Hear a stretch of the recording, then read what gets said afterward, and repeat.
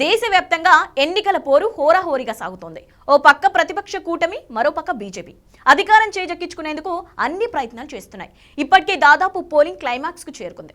మరికొన్ని రోజుల్లోనే దేశానికి అధినేత ఎవరో తెలిసిపోతోంది. కాంగ్రెస్ అగ్రనేత రాహుల్ ఇప్పటికే వయనాడ్ నుంచి పోటీ చేశారు. ఇప్పుడు రాయ్ బరేలీ నుంచి కూడా నామినేషన్ వేశారు.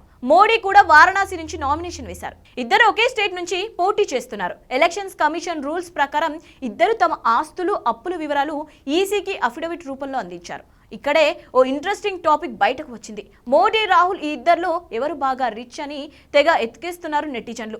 ఎన్నికల అధికారులు రాహుల్ ఇచ్చిన అఫిడవిట్ ప్రకారం రాహుల్ ఆస్తులు 20 కోట్లు, అందులో 9 కోట్ల 24 లక్షల చరాస్తులు, 11 కోట్ల 15 లక్షల స్థిరాస్తులు, తన దగ్గర 55,000 నగదు, 26 లక్షల 25,000 బ్యాంకు డిపాజిట్లు, 4 కోట్ల 33 లక్షల బాండ్లు ఉన్నట్లు రాహుల్ చెప్పారు.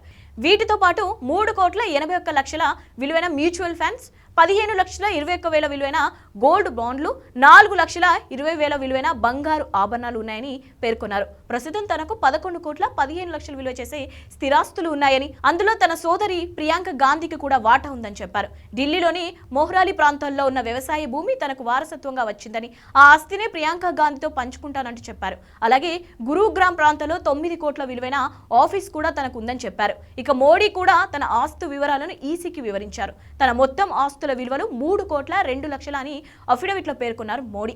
తనకు సొంత ఇల్లు, కారు లేవని తెలిపారు. అంతేకాకుండా తన పేరు మీద ఎలాంటి షేర్లు లేవని స్పష్టం చేశారు. ప్రస్తుతం ప్రధాని మోడీ దగ్గర 52,920 రూపాయల నగదు మాత్రమే ఉందట. ఆయన బ్యాంక్ అకౌంట్లో 80,304 రూపాయలే ఉన్నాయట. మోడీకి 2 కోట్ల 85 లక్షల విలువైన ఫిక్స్డ్ డిపాజిట్లు ఉన్నాయని అఫిడవిట్లో పేర్కొన్నారు. ఇవే కాకుండా 2,67,000 విలువైన 4 బంగారు ఉంగరాలు ఉన్నాయని తెలిపారు. ఇక 9,12,000 నేషనల్ సేవింగ్ సర్టిఫికేట్ పథకంలో పెట్టుబడి పెట్టినట్లు మోడీ వెల్లడించారు. ప్రభుత్వం నుంచి వచ్చే జీతం, బ్యాంకు నుంచి వచ్చే వడ్డీ మాత్రమే తన ఆదాయ మార్గాలని మోడీ తెలిపారు. వీళ్ళిద్దరూ దాఖలు చేసిన అఫిడవిట్ ని బట్టి చూస్తే మోడీ కంటే రాహుల్ సూపర్ రిచ్ అని తెలుస్తోంది.